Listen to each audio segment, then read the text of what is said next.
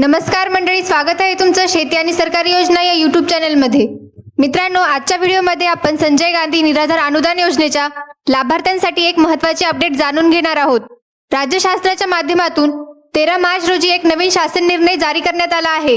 या शासन निर्णयामध्ये दिव्यांग लाभार्थ्यांबाबत काही महत्त्वाचे बदल आणि सूचना देण्यात आल्या आहेत, म्हणून हा व्हिडिओ शेवटपर्यंत पहा, कारण यामध्ये हप्त्याचे वितरण, नवीन विभाग आणि नोंदणीबाबत महत्त्वाची माहिती सांगितली जाणार आहे।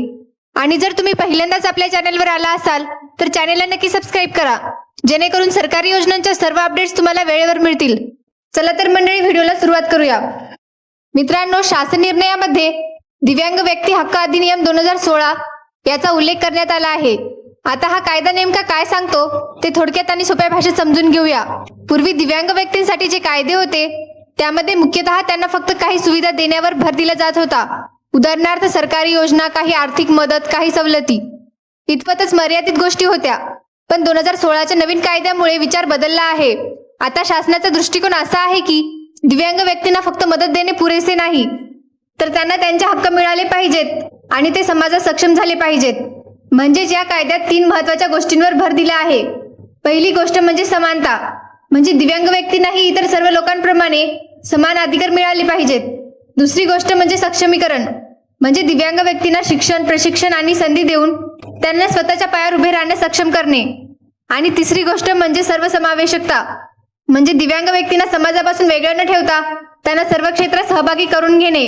सोप्या भाषेत सांगायचं झालं तर दिव्यांग व्यक्ती समाजापासून वेगळे नाहीत, तेही आपल्यासारखे समाजाचा भाग आहेत।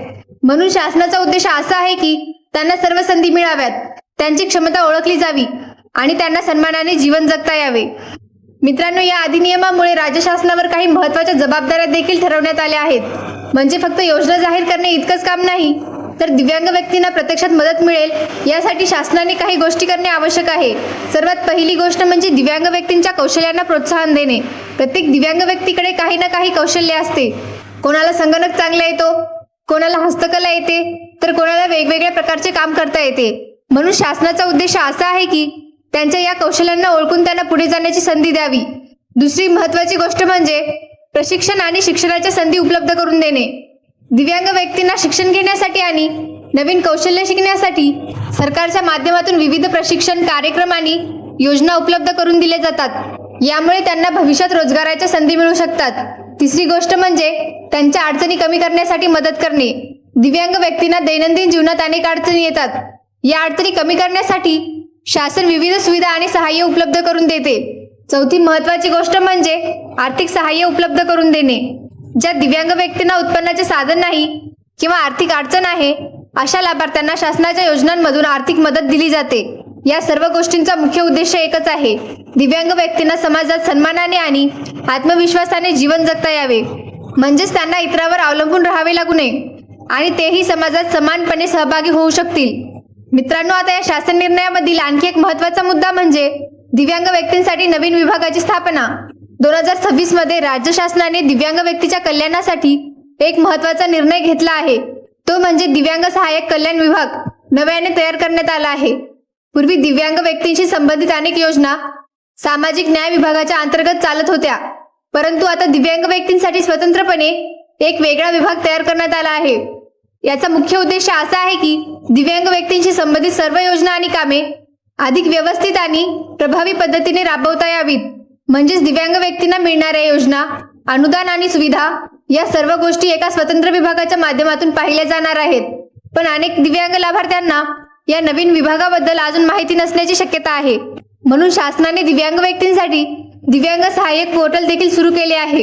या पोर्टलच्या माध्यमातून दिव्यांग व्यक्तींना वेगवेगळ्या सरकारी योजनांची माहिती मिळू शकते आणि त्या योजनांसाठी नोंदणी देखील करता येते।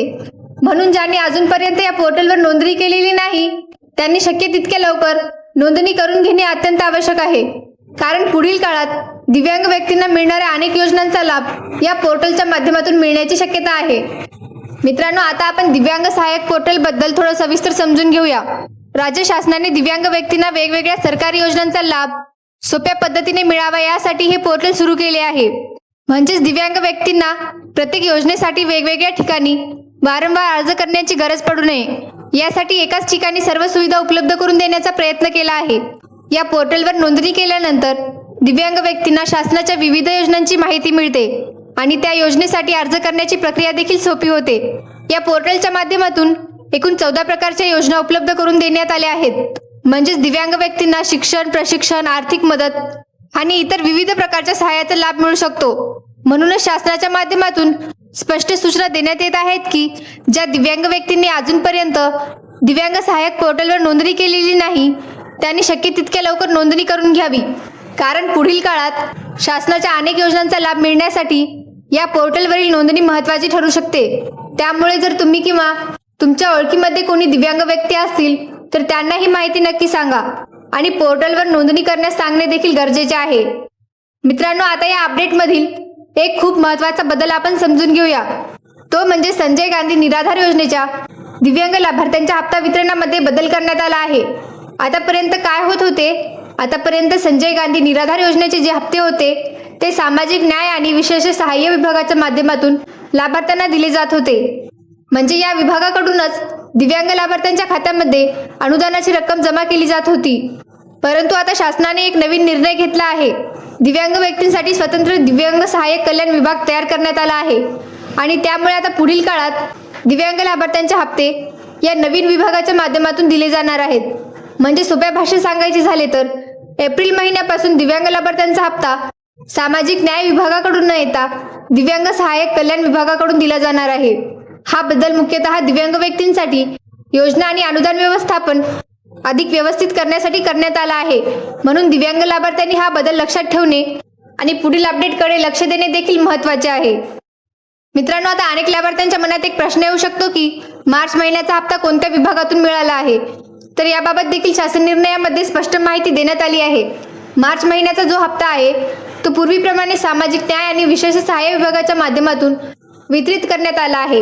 म्हणजेच मार्च महिन्याच्या हप्त्यामध्ये कोणताही बदल करण्यात आलेला नाही, पण पुढील काळात एक बदल होणार आहे, कारण दिव्यांग व्यक्तींसाठी स्वतंत्र दिव्यांग सहाय्यक कल्याण विभाग तयार करण्यात आला आहे। त्यामुळे पुढील काळात दिव्यांग लाभार्थ्यांना मिळणारे हप्ते या स्वतंत्र विभागाच्या माध्यमातून वितरित केले जाणार आहेत।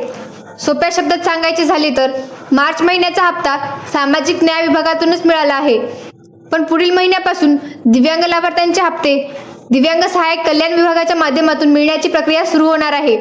म्हणून लाभार्थ्यांनी या बदलाची माहिती लक्षात ठेवणे देखील महत्त्वाचे आहे। मित्रांनो, राज्य शासनाच्या माध्यमातून दिव्यांग व्यक्तीसाठी वेगवेगळ्या प्रकारचे प्रयत्न सतत केले जात आहेत। यामागचा मुख्य उद्देश असा आहे की दिव्यांग व्यक्तींना समाजापासून वेगळे न ठेवता त्यांना समाजाच्या मुख्य प्रवाहामध्ये सहभागी करून घेणे, कारण अनेक वेळा असे दिसून येते की दिव्यांग व्यक्तींना शिक्षण, रोजगार किंवा इतर संधी मिळताना अनेक अडचणींना सामना करावा लागतो। म्हणून शासनाच्या माध्यमातून अशा व्यक्तींना जास्तीत जास्त सुविधा आणि संधी उपलब्ध करून देण्याचा प्रयत्न केला जात आहे। यासाठी शासन वेगवेगळ्या योजना राबवत आहे।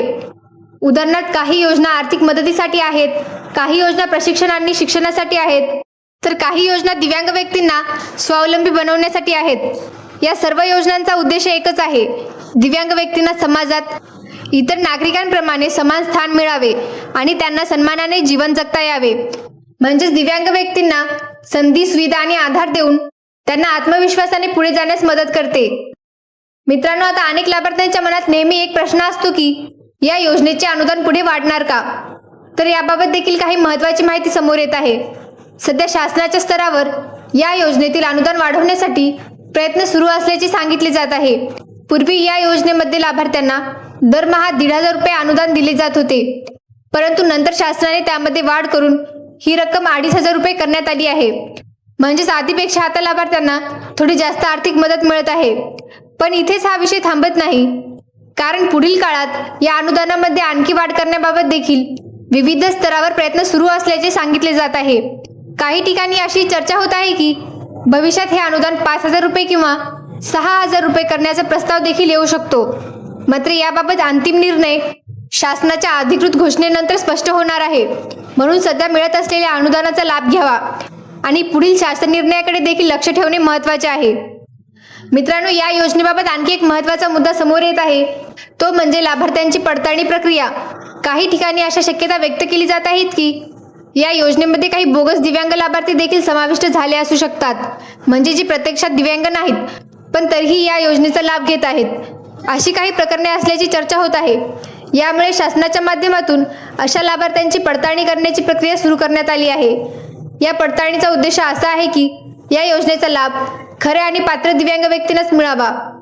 जर पडताळणी दरम्यान बोगस लाभार्थी आढळले तर त्यांना या योजनेतून बाहेर काढले जाऊ शकते आणि जेव्हा असे बोगस लाभार्थी योजनेतून बाहेर पडतील तेव्हा शासनाचा जो निधी आहे तो खऱ्या दिव्यांग लाभार्थ्यांसाठी अधिक प्रमाणात उपलब्ध होऊ शकतो। म्हणजेच या प्रक्रियेचा उद्देश योजनेचा लाभ योग्य व्यक्तींना मिळावा आणि त्यांना अधिक चांगली मदत मिळावी हा आहे। मित्रांनो, आता काही दिव्यांग लाभार्थ्यांकडून अशी माहिती मिळत आहे की त्यांना पूर्ण अनुदान मिळत नाही किंवा काही वेळा हप्ता नियमितपणे येत नाही। अशा परिस्थितीत लाभार्थ्यांनी काही महत्त्वाच्या गोष्टी पूर्ण करणे आवश्यक आहे। सर्वात पहिली गोष्ट म्हणजे केवायसी प्रक्रिया पूर्ण करणे। जर तुमची केवायसी प्रक्रिया पूर्ण झालेली नसेल तर काही वेळा अनुदान मिळण्यात अडचण येऊ शकते। म्हणून लाभार्थ्यांनी आपली केवायसी प्रक्रिया पूर्ण केली आहे का हे एकदा तपासून घेणे आवश्यक आहे।